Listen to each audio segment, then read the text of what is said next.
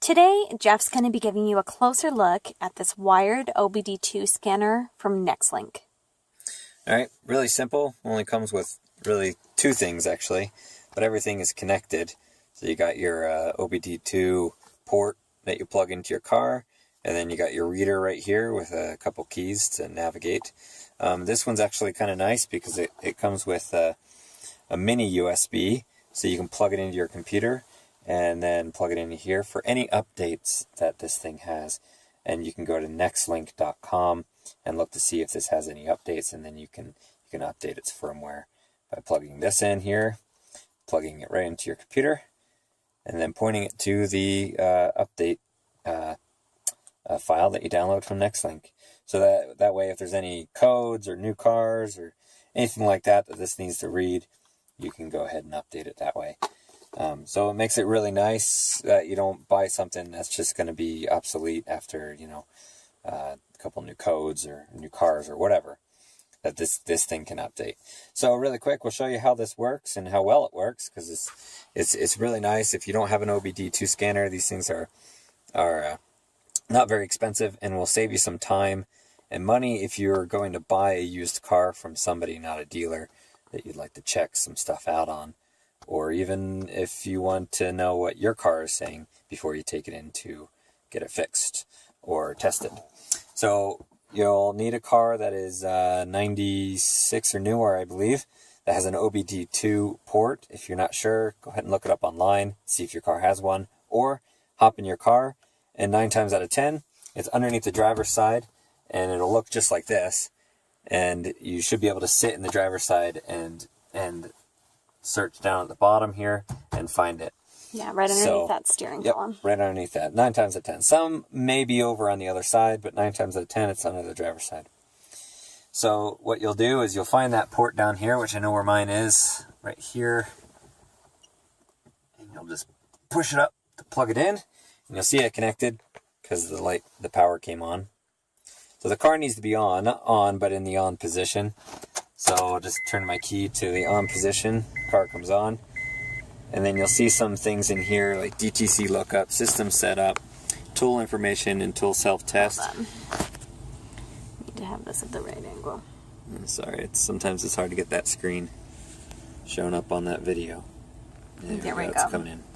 Okay, so this screen is really clear when you're looking at it, but as far as like my camera.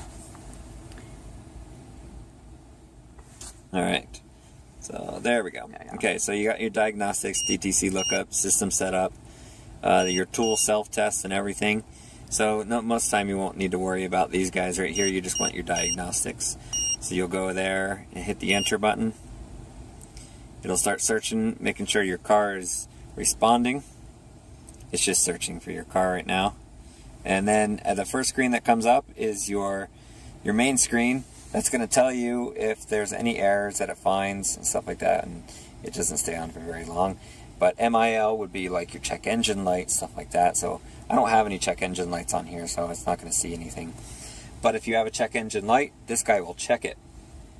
It'll read the code that it has. So say you've got a bad engine oxygen sensor, O2 oxygen sensor.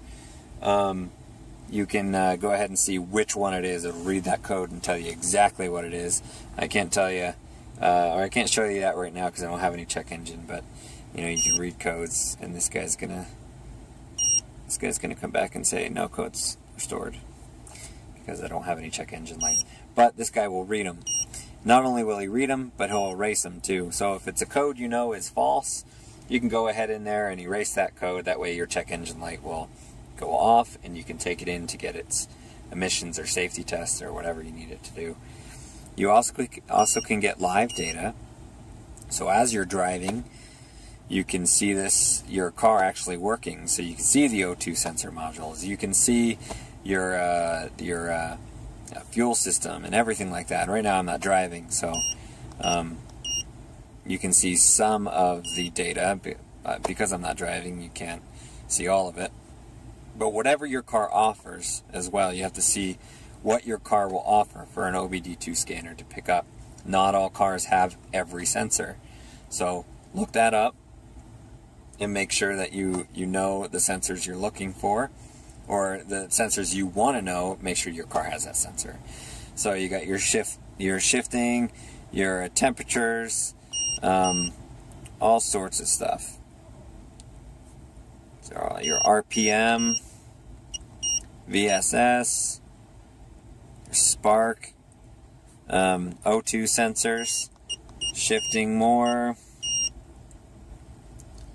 OBD, MIL distance, more O2 sensors. There's just tons of sensors in here.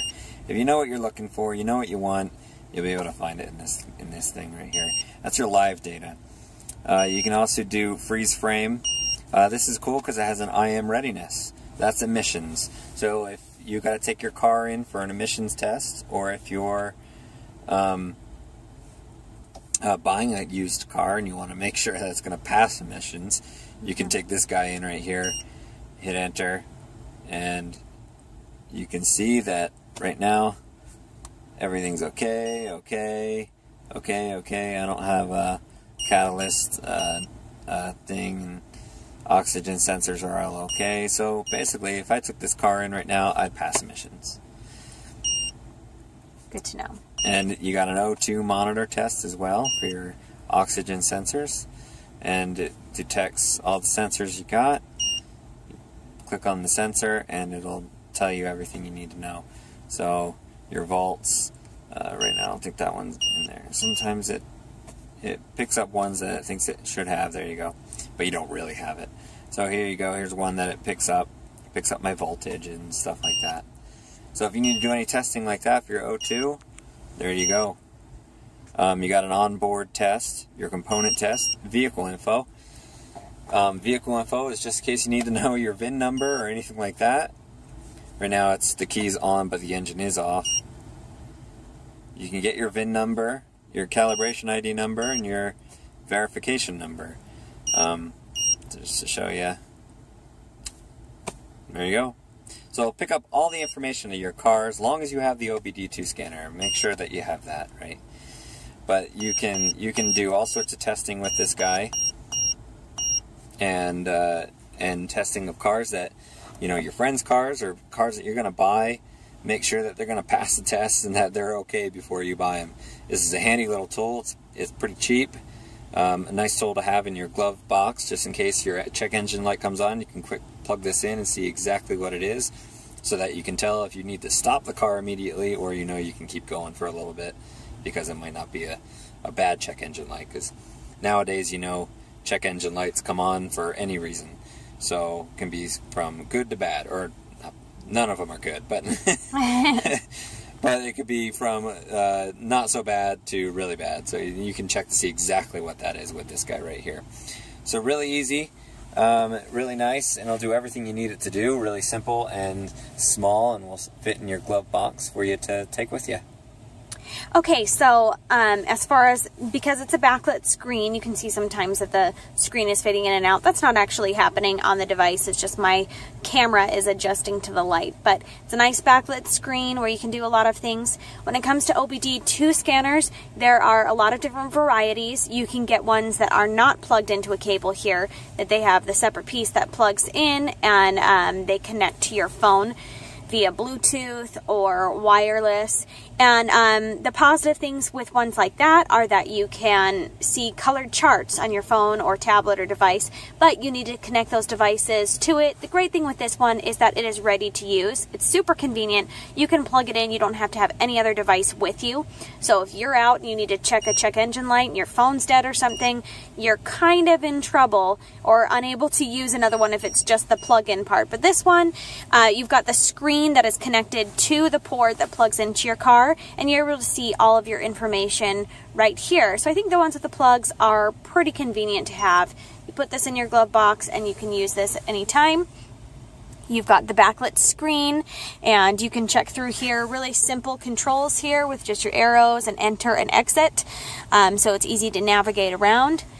Definitely a convenient tool for you to have in your garage or in your glove box of your car for various reasons. We've had to use this a couple of times since we've had some OBD2 scanners. So They really come in handy so you can understand what's going on with your car, check out your car before you take it in, and all the things that Jeff said previously.